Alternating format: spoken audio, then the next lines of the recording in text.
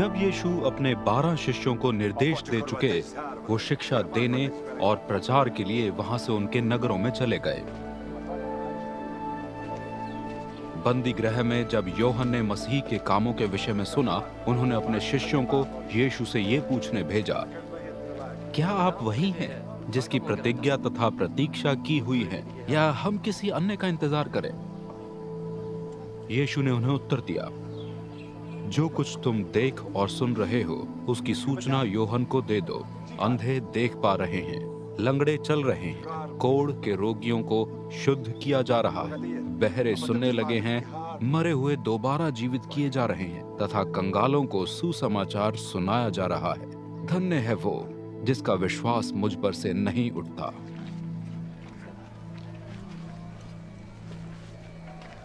जब यूहन्ना के शिष्य वहां से जा ही रहे थे, यीशु भीड़ से यूहन्ना के विषय में कहने लगे, तुम जंगल में क्या देखने गए हुए थे? वायु द्वारा झुलाए हुए सरकंडे को? यदि ये नहीं तो फिर क्या देखने गए थे? कीमती वस्त्र धारण किए हुए किसी व्यक्ति को? जो ऐसे वस्त्र धारण करते हैं, उनका निवास तो राज भवनों में होता है। तुम क्यों गए थे? किसी भविष्यद्वक्ता से भेंट करने? हाँ, मैं तुम्हें बता रहा हूँ कि ये वो है जो भविष्यद्वक्ता से भी बढ़कर हैं। ये वो हैं जिनके विषय में लिखा गया है, मैं अपना दूत तुम्हारे आगे भेज रहा हूँ, जो तुम्हारे आगे आगे जाकर तुम्हारे लिए मार्ग तैयार करेगा। सच तो ये है कि आज तक जितने भी मनुष्य हुए हैं, उनमें से एक भी बपतिस्मा देने वाले यूहन्ना से बढ़कर नहीं।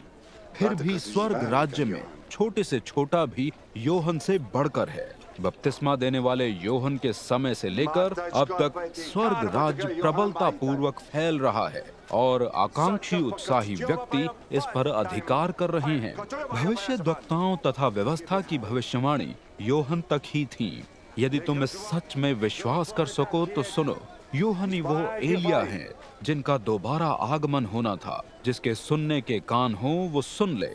इस पीढ़ी की तुलना मैं किससे करूं?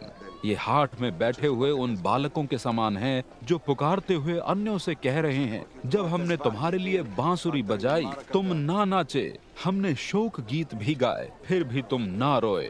बपतिस्मा देने वाले यूहन्ना ना तो रोटी का सेवन करते थे, ना दाखरस का, इसलिए उन्होंने घोषित कर दिया उसमें प्रेत का वास है। मानव पुत्र का खान पान सामान्य है, और उन्होंने घोषित कर दिया, अरे वो तो पेटू और पियक्कड़ है, वो तो चुंगी लेने वालों और अपराधी व्यक्तियों का मित्र है। बुद्धि अपनी संतान द्वारा साबित हुई है।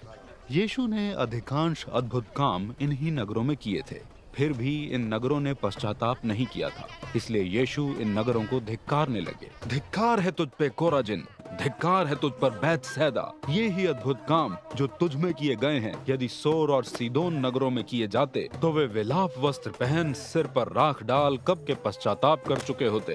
फिर भी मैं कहता हूँ, सुनो, न्याय दिवस पर सोर और सीदोन नगरों का दंड तेरे दंड से अधिक सहने योग्य होगा। और कफरनहूम, क्या तू स्वर्ग तक ऊंचा किए जाने की आशा कर रहा है? अरे तुझे तो पाताल में उतार दिया जाएगा, क्योंकि जो अद्भुत काम तुझ में किए गए, यदि वे ही सदोम नगर में किए गए होते तो वो आज भी बना होता। फिर भी आज जो मैं कह रहा हूँ उसे याद रख, न्याय दिवस पर सदोम नगर का दंड तेरे दंड से अधिक सहने योग्य होगा।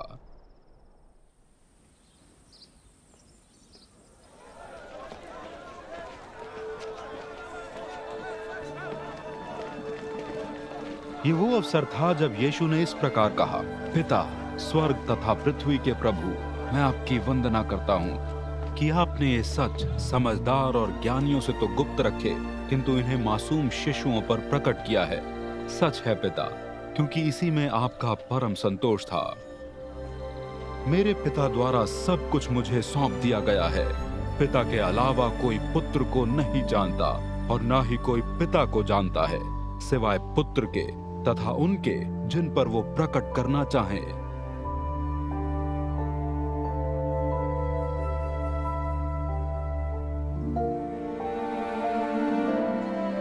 तुम सभी जो थके हुए तथा भारी बोझ से दबे हो, मेरे पास आओ, तुम्हें विश्राम मैं दूंगा।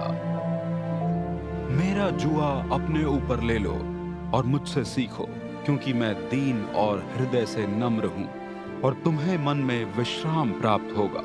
क्योंकि सहज है मेरा जुआ और हल्का है मेरा बोझ।